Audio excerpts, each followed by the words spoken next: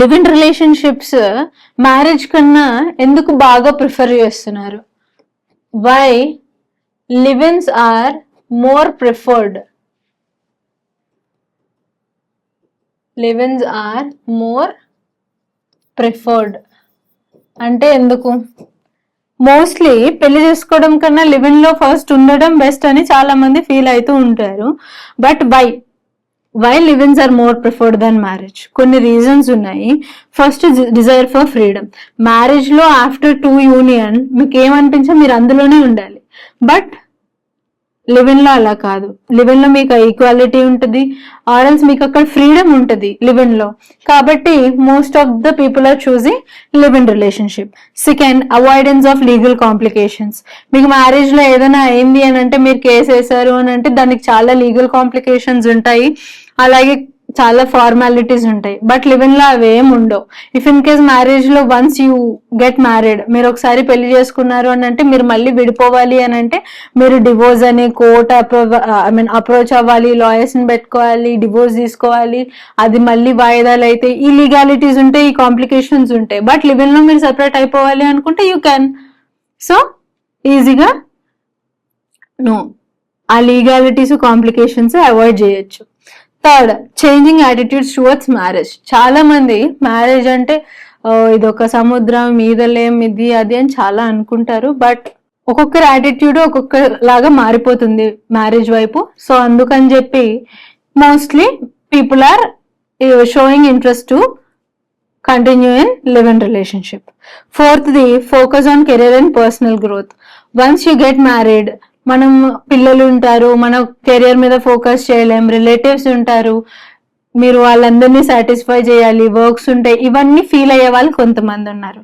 So దీనికోసం live in లో ఉంటే ఇవేమీ చేయక్కర్లేదు కదా, we can focus on career మీద మనం ఫోకస్ చేయొచ్చు, మన పర్సనల్ గ్రోత్ మీద మనం ఫోకస్ చేయొచ్చు అని most of the people live in లో ఉంటున్నారు. అది ఒక reason. And economic considerations. For example, if you get married, మనం పెళ్లి చేసుకుంటే అత్తని మామని చూసుకోవాలి, అలా ఎకనామికల్ గా చాలా ఖర్చులు ఉంటాయి. బట్ లివ్ ఇన్ లో అన్ని ఖర్చులు ఉండవు అని చెప్పి లివ్ ఇన్ లో ఉండటానికి మోస్ట్ ప్రిఫర్ చేస్తున్నారు. And avoiding social and family pressure. Marriage అయితే ఫ్యామిలీ ప్రెషర్ ఉంటుంది, సోషల్ ప్రెషర్ ఉంటుంది, ఇది కొనుక్కో అది కొనుక్కో, ఆర్ ఎల్స్ అసెట్స్ బిల్డ్ చేసుకో, ఇవన్నీ ప్రెషర్స్ ఉంటాయి. బట్ లివ్ ఇన్ రిలేషన్షిప్ లో ఆ ప్రెషర్స్ ఏమి ఉండవు. And fear of commitment. చాలా మంది కమిట్మెంట్ ఇవ్వలేక they are choosing live in relationships. So ఈ 7 రీజన్స్ అన్నమాట why are they preferred over marriage అన్నది. సో నెక్స్ట్ వచ్చేసి డివోర్స్. డివోర్స్ అన్నది హిందూస్ లో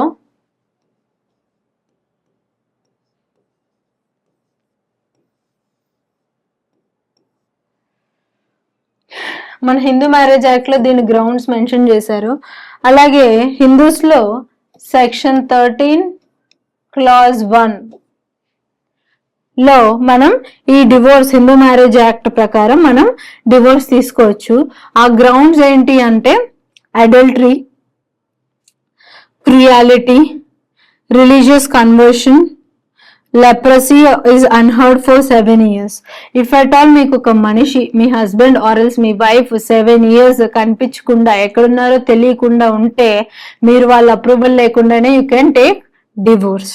and unsoundness of mind, vulnerable diseases, renunciation, desertion. So ఇవన్నీ గ్రౌండ్స్ ఫర్ టేకింగ్ డివోర్స్ అన్నమాట. ఈ 8-9 grounds మీద మీరు బేస్ అయ్యి you can approach court and you can file for divorce.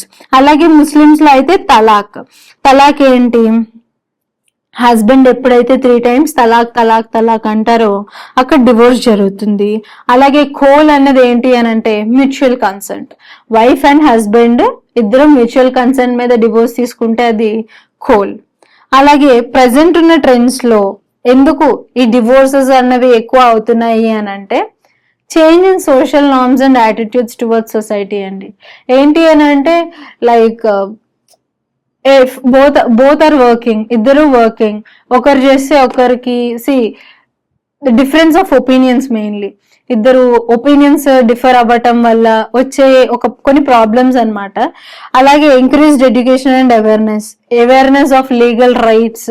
For example చిన్న డిస్టర్బెన్స్ కలిగిన or else if at all domestic violence ఉంది, ఒకప్పుడు బేర్ చేసేవాళ్ళు, ఇప్పుడు బేర్ చేయట్లేదు. బికాస్ యూనో ఏమి లీగల్ రైట్స్ ఉన్నాయో వాళ్ళకి తెలుసు. So they are filing case file చేస్తున్నారు, డివోర్స్ కి అప్లై చేస్తున్నారు. సో వాళ్ళకు కూడా తెలుస్తుంది వాట్ ఈస్ వాట్ అని. ఒకప్పుడు తెలియదు కాబట్టి దాన్ని బేర్ చేసేవారు అంతే. Economic independence for women, financial autonomy. Economic independence అంటే ఒకప్పుడు ఏం చేసినా ఏం పడినా సరే హస్బెండ్ మీద డిపెండ్ అవ్వాలి, సో ఆయన తేవాలి మనం తినాలి అన్న టైప్ లో ఉండేవారు. సో వాళ్ళు బైండ్ అయ్యి ఉండేవాళ్ళు దానికి. ఇప్పుడు mostly women are earning, so వాళ్ళకంత డిస్కంఫర్ట్ ఫీల్ అయ్యే సిచ్యువేషన్ వచ్చినప్పుడు they are filing for divorce. Changing expectations of marriage. చాలా మందికి మ్యారేజ్ దాని ఇన్స్టిట్యూషన్ గురించి డిఫరెంట్ ఎక్స్పెక్టేషన్స్ ఉండడం వల్ల ఆఫ్టర్ మ్యారేజ్ వాళ్ళ ఎక్స్పెక్టేషన్స్ రీచ్ అవ్వకపోవడం వల్ల లేదంటే కొన్ని డిఫరెంట్ రీజన్స్ వల్ల they are filing for divorce. Next is increased individualism, media and globalisation. Media and globalisation is also a reason for taking divorce అన్నమాట. ఇవన్నీ మనకి ఇక్కడ ఆర్ఎల్స్ మన ఇండియాలో ఎందుకు డివోర్స్ రేట్ ఇంక్రీజ్ అవుతుంది అనడానికి reasons. Next the last but not least, difference between traditional and modern marriages. What are this traditional and modern marriages? Give me a sec. So traditional and modern marriages అంటే ఏంటి? ఒకప్పుడు traditional marriages ఎలా జరిగేవి, ఇప్పుడు modern marriages ఎలా జరుగుతున్నాయి. Nature of marriage. Firstly nature of marriage ఎలా జరుగుతుంది? ఒకప్పుడు కొన్ని రిచువల్స్, కొన్ని కల్చర్స్ ఇవన్నీ ఫాలో అయ్యి మ్యారేజ్ ఫినిష్ చేసుకునే వాళ్ళు. బట్ ఇప్పుడున్న ట్రెండ్స్ లో డెస్టినేషన్ వెడ్డింగ్ అని, డిఫరెంట్ టైప్స్ ఆఫ్ వెడ్డింగ్స్ అని చెప్పి రిచువల్స్ తగ్గుతున్నాయి. మన ఎక్స్పెక్టేషన్స్ ఆర్ఎల్స్ మనం ఇలానే చేసుకోవాలన్న ఫ్యాంటసీస్ పెరుగుతున్నాయి.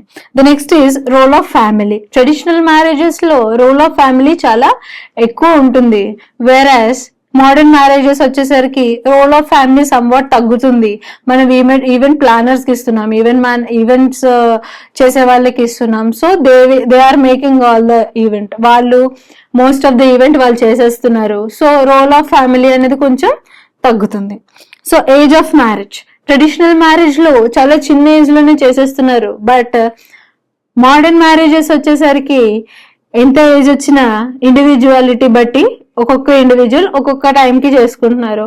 కొంతమంది 20కి చేసుకుంటే కొంతమంది 25, 30, 35 ఎవరికి నచ్చినట్టు వాళ్ళు దే ఆర్ చేసుకుంటున్నారు, పెళ్ళిళ్ళు చేసుకుంటున్నారు. And concept of partnership. Concept of partnership లో ట్రెడిషనల్ మ్యారేజెస్ లో హస్బెండ్ ఏమంటే వైఫ్ అదే, బట్ ప్రెసెంట్ ఉన్న మోడర్న్ మ్యారేజెస్ లో ఇద్దరు చదువుకున్నారు కాబట్టి ఈక్వాలిటీ ఉంది. So they are discussing and taking decisions. ఇద్దరు డిస్కస్ చేసుకుని డెసిషన్స్ తీసుకుంటున్నారు. అది కాన్సెప్ట్ ఆఫ్ పార్ట్నర్షిప్. అలాగే కల్చరల్ అండ్ రిచువల్. చెప్పాను కదా, ట్రెడిషనల్ మ్యారేజెస్ లో ఏం జరిగేది, కల్చర్స్ ఎక్కువ, రిచువల్స్ ఎక్కువ. ప్రెసెంట్ మోడర్న్ మ్యారేజెస్ లో అవి ఉంటున్నాయి, బట్ అంత ఎఫెక్టివ్ గా ఉండట్లేదు. అప్పట్లో చాలా రిచువలిస్టిక్ గా పద్ధతి ప్రకారం ఇదంటే ఇదే అన్నట్టు జరిగేది. ఇప్పుడు యూ క్యాన్ అది చిన్న మాడిఫికేషన్స్ అవుతున్నాయి. So next marital expectations. అప్పట్లో మనకి ట్రెడిషనల్ మ్యారేజెస్ వచ్చేసరికి పెద్దగా ఎక్స్పెక్టేషన్స్ ఏమి ఉండేవి కాదు. మ్యారేజ్ చేస్తున్నారు, దట్స్ ఓకే ఫైన్ అన్నట్టు ఉండేది. అన్ని ఎక్స్పెక్టేషన్స్ ఏమి ఉండేవి కాదు. బట్ ఇప్పుడు ఎక్స్పెక్టేషన్స్ ఉన్నాయి. ఆ ఎక్స్పెక్టేషన్స్ రీచ్ అవ్వకపోతే చాలా మంది డివోర్స్ తీసుకుంటున్నారు. లైక్ చాలా ఈవెంట్స్ జరుగుతున్నాయి అలా. సో అవి marital expectations. Role of gender. అప్పట్లో ట్రెడిషనల్ మ్యారేజెస్ లో మెన్ కి ఎక్కువ రోల్ ఉండేది, ఎక్కువ ఇంపార్టెన్స్ ఉండేది, ఫీమేల్ కి తక్కువ ఇంపార్టెన్స్ ఉండేది. బట్ మోడర్న్ మ్యారేజెస్ లో జెండర్ రోల్ అనేది రోల్ ఆఫ్ జెండర్ అన్నది రెండు ఈక్వల్ గానే చూస్తున్నారు అండ్ ఈక్వాలిటీ కూడా ఉంటుంది.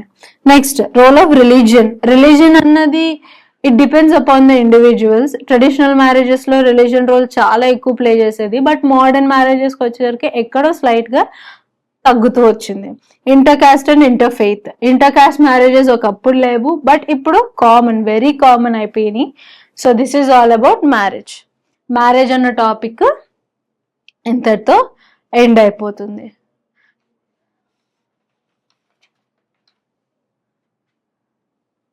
సో ఈ మ్యారేజ్ అన్న టాపిక్ లో మనం ఇప్పటి వరకు చూసింది ఏమేమి ఉంది? వీ హ్యావ్ సీన్ డెఫినేషన్ చూసాము, లాస్ చూసాం, టైప్స్ చూసాం, rules, functions, legislations marriage payments, marriages among different communities, legislations చూసాం, లివ్ ఇన్ రిలేషన్ చూసాం.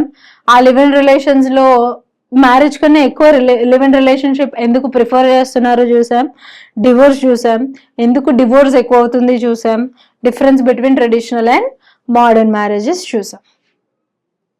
So that is regarding marriage. Terms కొంచెం హార్డ్గా ఉన్నా లర్న్ చేయడానికి ట్రై చేయండి, నేర్చుకోవటానికి ట్రై చేయండి. నథింగ్ ఈజ్ అంత పెద్ద టర్మ్స్ ఏం కాదు. వేరే వాళ్ళు చేస్తున్నప్పుడు we can also do it, మనం కూడా చేయగలుగుతాం. Learn the terms carefully. Terms చాలా జాగ్రత్తగా నేర్చుకోండి. That's it.